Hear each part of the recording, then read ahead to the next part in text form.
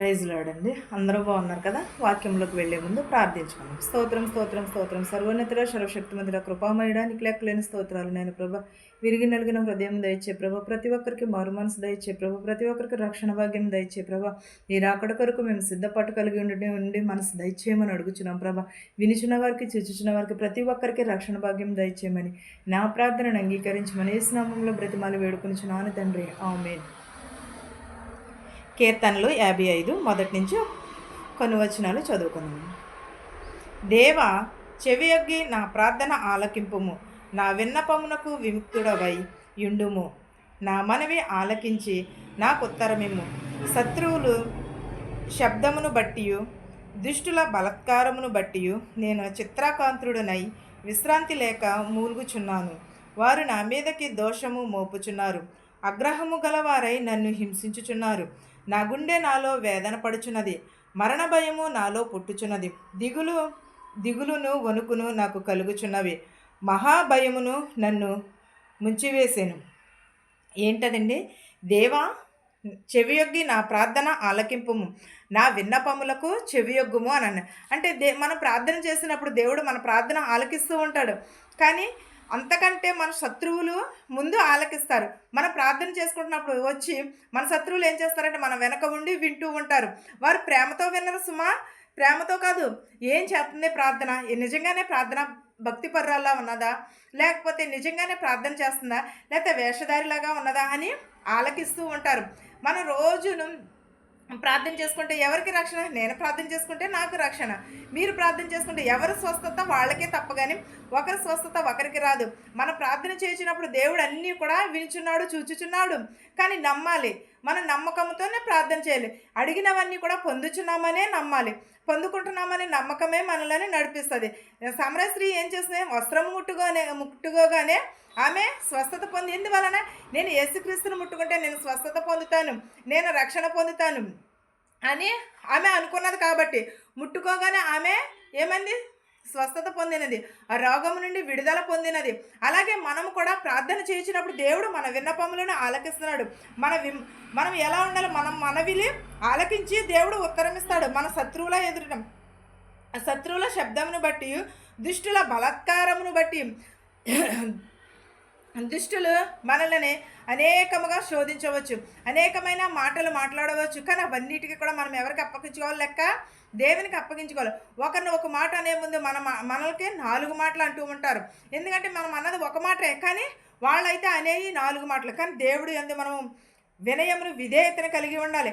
మన దేవ చెవియొగ్గి మన ప్రార్థనలు ఆలకిస్తాడు. మన విన్నపములు వింటున్నాడు. మన మనవిలు కూడా వింటున్నాడు. వాటన్నిటికీ కూడా దేవుడు ఉత్తరం ఇస్తాడు. కాదంటే ఆలస్యం అవ్వచ్చేమో, కానీ ఆలస్యం వెనకాల అద్భుతాలు జరుగుతాయి. అలాగే నేను కూడా చిత్రకాంతుడై విశ్రాంతి లేక మూలుగుచున్నాను. శత్రువులు పెట్టే బాధలకు, శత్రువులు అనే మాటలకు మనం ఎలాగా మూలుగుచున్నాము అని మూలుగుచున్నప్పుడు దేవుడే మనల్ని కాచి కాపాడుతాడు. దేవుడే చూసుకుంటాడు. ప్రతిదీని కూడా ఆయన మీద భారము వేసి ఎదరికి వెళ్ళాలి. ఎదరికి వెళితే ప్రతిదీని కూడా సాధ్యమే. దేవునికి సాధ్యం కానిదంటే ఏదీ లేదు. ప్రతి ఒక్కటిని కూడా సాధ్యమే. దేవుడు నిన్న నేడు ఏకరీతిగా ఉన్నవాడు. ఆయన ఎప్పుడును కూడా విడిచిపెట్టేవాడు కాదు, త్రోసివేసేవాడు కాదు. ఎన్నడూను కూడా మనలను ఎడబాయడు, ఏ మాత్రమును కూడా విడువనని అంటున్నాడు. ఆయన మనలను అరిచేతులలో చెక్కుకొని ఉన్నాడు. మన తోమా వలె అవిశ్వాసం కలిగి ఉండకూడదు. విశ్వాసము కలిగి ఉండాలి. విశ్వాసము కలిగి ఉన్న ఎడల మనకి రక్షణ వస్తుంది, మారు మనసు వస్తుంది, అనేకమైనది. కానీ తోమా ఏమన్నాడు? గాయంలో వేళ్ళు పెడితేనే కానీ నేను నమ్మనని అన్నాడు. అలాంటి అవిశ్వాసము కలిగి ఉండకూడదు. మనం ఆవగించేంత విశ్వాసము కలిగి ఉన్న ఎడల మనకి రక్షణ వస్తుంది. జక్కయ్య మేడి చెట్టు ఎక్కాడు. మేడి చెట్టు ఎక్కి ఏం చేశాడు? నేను ఎంతమందిలోనే చూడలేనేమో అని మేడి చెట్టు ఎక్కి దేవుని చూడాలి, ఏమైనా సరే నేను చూడాలి నేను అని మేడి చెట్టు ఎక్కాడు. కానీ యేసుక్రీస్తు స్వయంగా వెళ్ళి ఏమన్నారు? జక్కయ్య, నేడు నీ ఇంటికి రక్షణ వచ్చి ఉన్నది, రమ్మని పిలవగానే ఎవరినో అనుకున్నాడేమో చెట్టు మీద ఉండి చూసి, కానీ తన ఇంటికే రక్షణ వచ్చి ఉన్నది అని చెప్పి ఉన్నాడు. అలాగే మనము కూడా విశ్వాసమును కలిగి ఉండాలి. మన దుష్టుల బలత్కారమును బట్టి మనం దుష్టులు బలత్కారం చేయవచ్చు, కానీ మనకు మనసును బాధ కలగవచ్చు, మన మనసు విశ్రాంతి లేకుండా ఉండవచ్చు. కానీ దేవుడు మీద భారం, ప్రయాసపడి భారం మోసుకున్న సమస్త జనులారా నా యొద్దకు రండి, నేను మీకు విశ్రాంతిని కలుగజేస్తానన్నాడు. ఎక్కడికి వెళ్ళాలి? దేవుని సన్నిధికి వెళ్ళి ప్రార్థించి మనము అప్పుడు దేవుడిని అడగాలి. మనం ఎప్పుడూ కూడా దేవుని మన ప్రార్థనలు వింటున్నాడు. ఎప్పుడూ కూడా దేవుడు మనల్ని త్రోసివేసాం.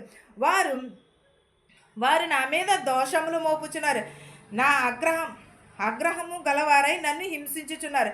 మనకి శోధనలు రావచ్చు, వేదనలు రావచ్చు, కిట్టన వాళ్ళు అనేకమైన మాటలు మాట్లాడవచ్చు. మన మీదకి దోషం చెయ్యని నేరమును మోపొచ్చు. మనం చేసిన దాన్ని విడిచిపెట్టేసి మనం ఎంత నీతిగా ఉన్నా ఈ జనం ఏం చేస్తారంటే చెయ్యని మాటలకే అంటూ ఉంటారు. మనం చేయలేం. మనకేంటో తెలుసు, దేవుడేంటో మనకు తెలుసు, మన మనసు ఏంటో దేవునికి తెలుసు. కానీ మనుషులకు తెలియవలసిన అవసరంలే లేదు. ఎందుకంటే ప్రతి ఒక్కరికి ఒక రోజున తీర్పు ఉన్నది. ఎవరిని ఏమన్నాను కూడా దేవుడు చూసుకుంటాడు. ఆ రోజున ప్రతి ఒక్కరికి కూడా లెక్క అప్పగించుకోవాలి. నీవు నేను ఒకవేళ అనుకోవచ్చు, నేను నీతిమంతురాలనే, కానీ ఎదుటి వాళ్ళని అంటున్నాను. ఎప్పుడు కూడా ఎదుటి వాళ్ళు అనేవారు నీతిమంతులు కాదు. ఎదుటి వాళ్ళని హింసించేవారు ఎప్పుడూ కూడా నీతిమంతులు కాదు. నీతిమంతులు ఎలా ఉంటారు దేవునికి తెలుసు. మన నీతిమంతులమని మనం అనుకోవటం కూడా అది తప్పది. కానీ దేవుడే చూసుకుంటాడు. దేవుని మీద భారము వేసే వెదరికి వెళ్ళాలి. సమస్తమును కూడా చూచుచున్నవాడు. ఒకవేళ మన మనుషుల కనులు కప్పొచ్చేమో, కానీ దేవుని కనులు కప్పలేము. దేవుని మనము ఆశ్రయించాలి, దేవునికి లోబడి బతకాలి. ఎందుకంటే దేవుని రాకడ సమీపంలో ఉన్నది. నీవు నేను కూడా దేవుని రాకడ కొరకు ఎదురు చూడాలి. ఈ వాక్యము మీకు మాకు తోడై ఉండును గాక. ఆమేన్. స్తోత్రం స్తోత్రం స్తోత్రం ప్రభ. సర్వోన్నతుడ సర్వశక్తి మంత్ర మా శత్రువులు మిత్రులను దీవించి ప్రభ, ధనికులనేమి భేదాలనేమి దీవించి మనం అడుగుచున్నాను ప్రభ. ప్రతి ఒక్కరి కుటుంబంలో శాంతిని సమాధానమును దయచే ప్రభ. నీకు స్తోత్రాలు, నీకు వందనాలు. నేను పవిత్ర దేశాల్లో ఉన్నవారు కానీ ప్రభు ఇండియాలోను ప్రతి ఒక్కరిని పేరు పేరు చెప్పిన దీవించి నేను ప్రభ. ఎవరెవరైతే ఏ చేతి పనులు అయితే చేస్తున్నారో వారి చేతి పనులను దీవించి ఆశీర్వదించమని అడుగుచున్నాం ప్రభ. విరిగి నలిగిన హృదయం దయచే ప్రభ. నీ రాకడ కొరకు మేము మారు మనసు పొంది ఎదురుచూచుటకు సహాయం చేయ ప్రభ. మేము సిద్ధపాటు కలిగే మనసును దయచే ప్రభ. మేము సిద్ధ మనసు అని జోడుని తడుగుకుని నీ రాకడ కొరకు ఎదురుచూచుటకు సహాయం చేయమని అడుగుచున్నాను నాయన. ప్రతి ఒక్కరికి రక్షణ భాగ్యంను దయచేయమని అడుగుచున్నాను నేను ప్రభ. విరిగి నలిగిన హృదయంను దయచే ప్రభ. మారు మనసు దయచే ప్రభ. ప్రతి ఒక్కరికి నాయన ప్రభ నీ రక్షణ భాగ్యం అందించమని అడుగుచున్నాను నేను ప్రభ. ప్రతి ఒక్కరి కుటుంబాలలో శాంతిని సమాధానంను దయచే ప్రభ. విరిగి నలిగిన మనసును దయచే ప్రభ. ఎవరెవరైతే ప్రభ వాహనంలో నడుచున్నారో వారందరినీ ప్రభ సురక్షితంగా వారి గృహాలకు చేర్చిన ఆయన ప్రభ. హాస్పిటల్లో ఉన్న వారిని, రోగములతో వ్యాధులతో, కుంటివారిని, గ్రుడ్డివారిని, చెవిటివారిని ప్రతి ఒక్క బిడని స్వస్థపరచమని, విధవరాలు బిడలను కూడా దీవించి ఆశీర్వదించమని, బాలికలని బాలింతల్ని, యవనస్తులని యవనరాలను కూడా దీవించి ఆశీర్వదించమని, నా ప్రార్థనను అంగీకరించమని యేసు నామములో బ్రతిమాలి వేడుకొనుచున్నాను తండ్రి. ఆమేన్. పరలోకమందున మా తండ్రి, నీ నామం పరిశుద్ధపరచబడును గాక, నీ రాజ్యం వచ్చును గాక, నీ చిత్తము పరలోకమందు భూయందు నెరవేరినట్లును మా నిదిన ఆహారమును నేడు మాకు దయచేయము. మరణస్తులను మేము క్షమించిన ప్రకారము మరణములను క్షమించుము. దుష్టుని నుండి శోధన నుండి తప్పించుము. రాజ్యమును శక్తియు మహిమయు నిరంతరము నీవై ఉన్నావు మా తండ్రి. ఆమేన్. ఆమేన్. చూచుచున్న వారికి వినిచిన వారికి సదాకాలము నీ కృపతోడై ఉండును గాక. ఆమేన్. అందరికీ వందనాలు.